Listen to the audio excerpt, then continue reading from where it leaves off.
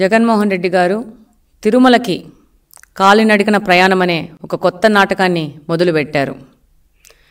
అసలు హిందూ మతం పట్ల, విశ్వాసాల పట్ల, తిరుపతి తిరుమల దేవస్థానం పట్ల ఏ విధమైన గౌరవము లేని వ్యక్తి, సాంప్రదాయాల సంస్కృతి పట్ల ఏ విధమైన విశ్వాసం లేని వ్యక్తి ఈరోజు తన మీద ఈ లడ్డు కల్తీ వ్యవహారంలో ఒక కొత్త నాటకాన్ని మొదలుపెట్టారు. జగన్మోహన్ రెడ్డి గారు ఏ రోజైనా సతీ సమేతంగా తిరుపతి తిరుమల దేవస్థానానికి ఏ రోజైనా వెళ్ళారా? మన సాంప్రదాయంగా బ్రహ్మోత్సవాలకి దంపతులు వెళ్ళి పట్టు వస్త్రాలు ఇస్తారు. ఆ విధంగా ఏ రోజైనా తన సతీమణిని తీసుకెళ్ళి పట్టు వస్త్రాలు ఏ రోజైనా ఆయన సమర్పించుకున్నారా? ఆయన వేరే మతాన్ని విశ్వసిస్తారు కాబట్టి తిరుమలకి వెళ్ళినప్పుడు ఏ రోజైనా నేను హిందూ మతాన్ని గౌరవిస్తాను అనే డిక్లరేషన్ ఏ నోటైనా ఇచ్చారా? మీరందరూ చూస్తుంటారు. అబ్దుల్ కలాం గారు కానీ వేరే వాళ్ళు ఏ అన్యమతస్థులు తిరుపతి తిరుమల దేవస్థానానికి వెళ్ళినప్పుడు డెఫినెట్గా అట్లా డిక్లరేషన్ ఇచ్చాలి, దర్శనం చేసుకుంటారు. ఈయన ఏ రోజైనా ఈ డిక్లరేషన్ ఇచ్చారా? పవిత్రమైన తిరుమల తిరుపతి దేవస్థానం యొక్క లడ్డూను అపవిత్రం చేసి దానివల్ల వస్తున్న నష్టాన్ని భర్తీ చేసుకోవడానికి కొత్త కొత్త నాటకాలు మొదలుపెట్టారు. లడ్డూను తయారు చేసే నెయ్యిలో కల్తీ జరిగింది, అది వాస్తవం. దీనివల్ల ఎంతోమంది భక్తుల మనోభావాలు దెబ్బతిన్నాయి. కేవలం కమిషన్లు కక్కుర్తిపడి ఇలాంటి దురాగతనానికి ఈ 5 సంవత్సరాలు వీరు పాటుపడ్డారు. మేము కూడా జూలై 14వ తేదీ మేము దర్శనం చేసుకొనికి వెళ్తే ఆ రోజు మీడియాతో మాట్లాడడం జరిగింది. అది మీడియా సంస్థలు కూడా ప్రసారం చేసినాయి. ఆ రోజు మేము మాట్లాడడం జరిగింది. వీటన్నిటిని మారుస్తారని కోరుకుంటున్నాను. లడ్డు నాణ్యత పెంచడానికి ఆ రోజు తిరుమల తిరుపతి దేవస్థానంలో దర్శనం అయిపోయినాక ప్రసాదాలు ఇస్తారు. దాని క్వాలిటీ ఎంత దిగజారిందంటే అధికారులకు కూడా ఇప్పుడే చెప్పి రావడం జరిగింది. వాళ్ళు అంటారు మేము ఆర్గానిక్ ప్రోడక్ట్ వాడుతున్నామని చెప్పేసి. ఈ యొక్క ప్రసాదాలు ఒక క్వాలిటీతో భక్తులకు అందించాలని చెప్పేసి వాళ్ళకి లెటర్ రాస్తాము. అలాగనే వాళ్ళకి మీ ద్వారా కూడా విన్నవించుకుంటున్నాము. వాళ్ళు తప్పకుండా ఈ విషయాన్ని గమనించి వీటన్నిటిని మారుస్తారని కోరుకుంటున్నాను. ఈ రోజు ఈ విషయం బయటకు వచ్చింది, కానీ ఇది జూలై 14 మేము దర్శనానికి వెళ్ళినప్పుడే తిరుపతి లడ్డు క్వాలిటీ తగ్గింది, దాని మీద చర్యలు తీసుకోండి అని చెప్పేసి సంబంధిత అధికారులకి ఒక విజ్ఞప్తి చేసుకొని రావడం జరిగింది. ఇదే కాకుండా ఈరోజు దీని నుంచి తప్పించుకోవడానికి ఎట్లా పడితే అట్లా విమర్శలు చేస్తూ ఉన్నారు. అసలు ప్రజలందరూ చూస్తున్నారు.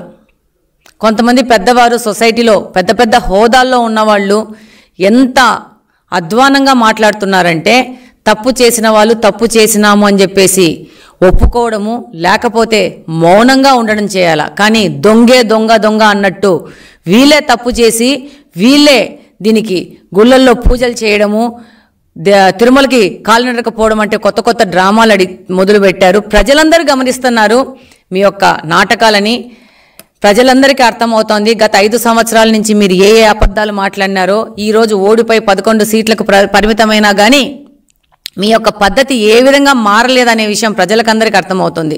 నేను మామూలుగా ఎవరితోనో కూర్చొని తిరుమల తిరుపతి ప్రసాదంలో ఇలా ఉంది అని అంటే అయ్యో మనము అప్పుడు పోయి ప్రసాదం తీసుకున్నామే ఇప్పుడు ఎట్లా అనే పరిస్థితిలో ప్రజలు ఉన్నారు. ఈరోజు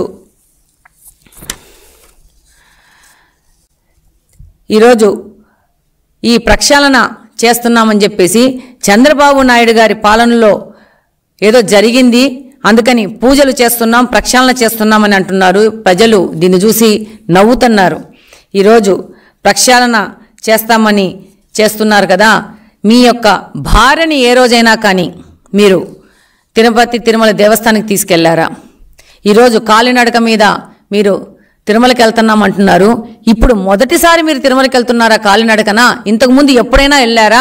లేకపోతే ఈ యొక్క అపవాదు నుంచి తప్పించుకోవడానికి ఈ నడక అనే కొత్త నాటకాన్ని మీరు మొదలు పెడుతున్నారా అనేది మేము ఈ సందర్భంగా మిమ్మల్ని ప్రశ్నిస్తున్నాం. ఈరోజు ఈ వైసీపీ వాళ్ళు తిరుపతి తిరుమల దేవస్థానాన్ని ఒక ఏటీఎం లాగా మార్చేసుకున్నారు. ఏ రోజు కానీ హిందూ సాంప్రదాయాలకు సంబంధించిన పూజలు చేయని జగన్మోహన్ రెడ్డి గారు టీడీపీ హయాంలో పాపాలకు ప్రక్షాళన అని చెప్పేసి దేవాలయాల్లో పూజలంటూ ఒక కొత్త నాటకాన్ని మొదలుపెట్టడము, ఈ యొక్క కల్తీ నెయ్యి యొక్క కర్త కర్మ క్రియ వైసీపీకి సంబంధించిన నాయకులు, దాని నాయకుడు జగన్మోహన్ రెడ్డి గారు అనేది ప్రతి ఒక్కరికి తెలుసు. దీని నుంచి తప్పించుకోవడానికి దేశంలోనే కాదు ప్రపంచం మొత్తం ఉన్న హిందువుల మనోభావాలు ఈరోజు దెబ్బతీశారు. దాని నుంచి తప్పించుకోవడానికి వీళ్ళు కొత్త నాటకం మొదలు పెట్టడం జరిగింది. ఈరోజు స్వామివారి లడ్డూను ఈరోజు ఈ డేట్కు చూస్తే పాత పోయిన వాళ్ళకి, పాత లడ్డూగా ప్రసాదంగా తీసుకున్న వాళ్ళకి, ఈరోజు లడ్డు ప్రసాదంగా తీసుకున్న వాళ్ళకి ప్రత్యేకంగా ఎంత తేడా ఉందో అర్థమైపోతుంది. ప్రతి ఒక్కరు ఇదే మాట్లాడుకుంటున్నారు. ప్రపంచవ్యాప్తంగా తిరుపతి తిరుమల దేవస్థానం యొక్క లడ్డూకు ఎంతో విశిష్టత ఉంది. ప్రతి ఒక్కరూ తిరుపతి లడ్డూ కోసం ఎదురు చూసే పరిస్థితుల నుంచి తిరుపతి లడ్డూ మనం తిన్నామా ఈ 5 సంవత్సరాల్లోనే బాధపడే స్థితికి ఈ వైసీపీ ప్రభుత్వము మన తిరుపతి తిరుమల దేవస్థానాన్ని తీసుకొని వచ్చింది. రివర్స్ టెండరింగ్ అనే ప్రక్రియ అధికారంలో రాగానే మొదలుపెట్టి, అది పోలవరం ప్రాజెక్టుతో మొదలుపెట్టి రివర్స్ టెండరింగ్ అని చెప్పేసి కమిషన్లు కకృతిపడి దాన్ని ఆ రివర్స్ టెండరింగ్ని టీడీటీకి కూడా, తిరుపతి తిరుమల దేవస్థానానికి కూడా అంటించి ఆ రివర్స్ టెండరింగ్లోనే కమిషన్ల కకృతిపడి ఈ విధంగా కల్తీలు చేయడం అనేది చాలా బాధాకరమైన విషయము. ప్రతి ఒక్క హిందువు, ప్రతి ఒక్క భక్తుడు, తిరుపతి తిరుమల దేవస్థానికైనా ప్రతి ఒక్క భక్తుడి మనోభావాలను దెబ్బతీశారు. ఈరోజు ఆ పార్టీలోని పెద్ద మనుషులు, పెద్ద పెద్ద హోదాలో ఉన్నవాళ్ళు, స్పీకర్ హోదాలో ఉన్నవాళ్ళు ఆ రోజు వాళ్ళకి ప్రభుత్వ యొక్క న్యాయపరమైన సలహాలు ఇచ్చేవాళ్ళు మాట్లాడుతున్నారంటే ప్రతి ఒక్కరు ఆలోచించాలా. ఎంత అధ్వానంగా మాట్లాడుతున్నారంటే మనము ఇక్కడ మాట్లాడుకోనికి కూడా మనకు సిగ్గేసే విధంగా మాట్లాడుకుంటున్నారు. వీళ్ళే కల్తీ చేశారు, మళ్ళీ వీళ్ళే వెళ్ళి గాంధీ బొమ్మ చుట్టూ, విగ్రహం చుట్టూ నల్ల చొక్కాలు వేసుకొని తిరగడం అనేది అసలు ఏమి మాట్లాడాలో అర్థం కావట్లేదు. ఈ జగన్మోహన్ రెడ్డి గారు తన సిబిఐ కేసుల మీద మాత్రము విచారణ కోర్టుకు వెళ్ళడు, కానీ ఈ యొక్క లడ్డు వ్యవహారంలో సిబిఐ విచారణ కావాలా అని నేను అడుగుతున్నాను. అలాగనే టీటీడీ అంటే పవిత్రతకు పేరు. అలాంటి పవిత్ర సంస్థ పాలక మండలిలో సభ్యులుగా ఎలాంటి వాళ్ళని నియమించారు వీళ్ళ హయాంలో?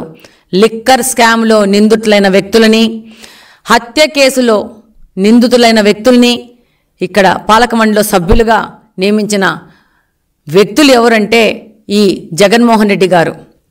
ఇలాంటి వ్యక్తులు పాలక మండలిలో చేరితే ఇలాంటి పనులు చేయకుండా ఎలాంటి పనులు చేస్తారు? ఎటువంటి విచారణకైనా సిద్ధమని చెప్తూ రెండో వైపు ఏ విధమైన విచారణ జరగకూడదని కోర్టుకు వెళ్తున్నారు జగన్మోహన్ రెడ్డి అండ్ గ్యాంగ్. ఒకవైపు విజిలెన్స్ విచారణ జరుగుతుంటే మరోవైపు వీళ్ళు కోర్టు మెక్కులు ఎక్కుతున్నారు. అలాగనే సిట్ విచారణ ఆదేశిస్తే దాని మించి కూడా విమర్శలు చేస్తూ ఉన్నారు. ఒక్కసారి ప్రజలందరూ ఆలోచించుకోవాలి. ఇలాంటి వ్యక్తులను గత 5 సంవత్సరాలు మనము అధికారంలో నిలబెట్టిందనేది ప్రజలు ఆలోచించుకుంటున్నారు. ఈరోజు హిందూ దేవాలయాల యొక్క పవిత్రతను మొత్తం నాశనం చేసిన వ్యక్తి, నాశనం చేసిన పార్టీ ఏదంటే వైసీపీ పార్టీ అని ముక్త కంఠంతో ప్రజలందరూ మాట్లాడుకుంటున్నారు. ఏ యొక్క మతానికి ఇంత అగౌరవము, ఇంత అభద్రత ఏ పార్టీని, ఏ రాజకీయ పార్టీ ఇంతవరకు కలగజేయలేదు. ఈ యొక్క 5 సంవత్సరాల్లో ఈ వైసీపీ పార్టీ ఈ యొక్క టీటీడీ బోర్డును కానీ, టీటీడీ పవిత్రతను కానీ దిగజారు చేసింది. ఈరోజు సుప్రీంకోర్టుకు కూడా వెళ్ళి ఈ లడ్డు వ్యవహారం ఎవరూ మాట్లాడకూడదని ఒక గాగ్ ఆర్డర్ని తెచ్చుకునేందుకు జగన్మోహన్ రెడ్డి ప్రయత్నిస్తున్నారు అనంటే ప్రతి ఒక్కరు ఆలోచించాలా. ఆ రోజు ఎలక్షన్స్ అప్పుడు వివేకానంద రెడ్డి గారి హత్య గురించి ఎవ్వరూ మాట్లాడకూడదని కోర్టుకెళ్ళి కోర్టు ద్వారా ఎవరినీ మాట్లాడనీయకుండా ఈయన ఆర్డర్ తెచ్చుకున్నారు. ఈరోజు వాళ్ళు చేసిన ఇంకొక పనికిమాలిన పనికి, ఒక కుట్రకు ఎవరూ మాట్లాడకూడదు అని చెప్పేసి ఒక భావ వ్యక్తీకరణ స్వేచ్ఛను అరికట్టాలని చెప్పేసి ఈరోజు జగన్మోహన్ రెడ్డి గారు కానీ, వైసీపీ పార్టీ కానీ ప్రయత్నిస్తున్నారంటే చాలా అవమానకరము. వాళ్ళు తప్పు చేయలేదు అని మాట్లాడుతున్నారు కదా, ప్రతి ఒక్క విచారణకు సిద్ధమని ధైర్యంగా ముందుకు పోండి. విచారణలో మీకు పడే శిక్ష మీకు పడుతుంది డెఫినెట్గా. కానీ హిందూ మత ఆచారాలను, సాంప్రదాయాలను, సంస్కృతిని దెబ్బగొట్టిన వ్యక్తిగా జగన్మోహన్ రెడ్డి గారు కానీ, వైసీపీ పార్టీ కానీ ఈరోజు చరిత్రలో నిలిచిపోయింది. ఈ యొక్క అపవాదును మీరు ఎన్ని కుట్రలు వేసినా, ఎన్ని కుతంత్రాల మీద పోయినా కూడా మీరు చెరుపుకోలేరనేది వాస్తవము. ఇంతటికి ఈ యొక్క మీ నాటకాలు, డ్రామాలు ఆపేసి విచారణకి సహకరించండి. విచారణలో వచ్చే ఫలితాన్ని అనుభవించడానికి కూడా సిద్ధంగా ఉండని మిమ్మల్ని అందరినీ నేను కోరుకుంటున్నాను. Thank you very much.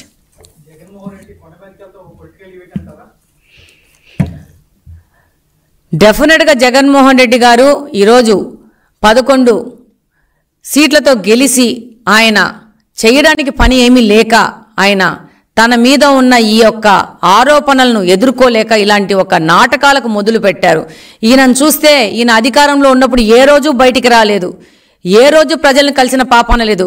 ఈయనని కంప్లీట్గా అపోజిషన్లో కూర్చోబెడితే ఈయన కనీసము నడవడము, తిరగడము, బయటికి రావడం అనేది చేస్తాడు. లేకపోతే ఈయన రాజకీయాలకు మాత్రమే పనికిరాని వ్యక్తిగా తనను తాను నిరూపించుకుంటున్నాడు. ఈరోజు తనకు ఏదో ఒక ప్రజలలో ఒక మూమెంట్ ఉండాలని చేసే పనులు కానీ, ఒక్క భక్తుడు, ఒక్క హిందువు కూడా జగన్మోహన్ రెడ్డి గారిని నమ్మే పరిస్థితిలో ఈ ఆంధ్రప్రదేశ్లో కానీ, ఈ భారతదేశంలో కానీ, ఈ ప్రపంచంలో కానీ ఎవ్వరూ లేరనేదే వాస్తవమని ఈ సందర్భంగా తెలియజేస్తున్నాను.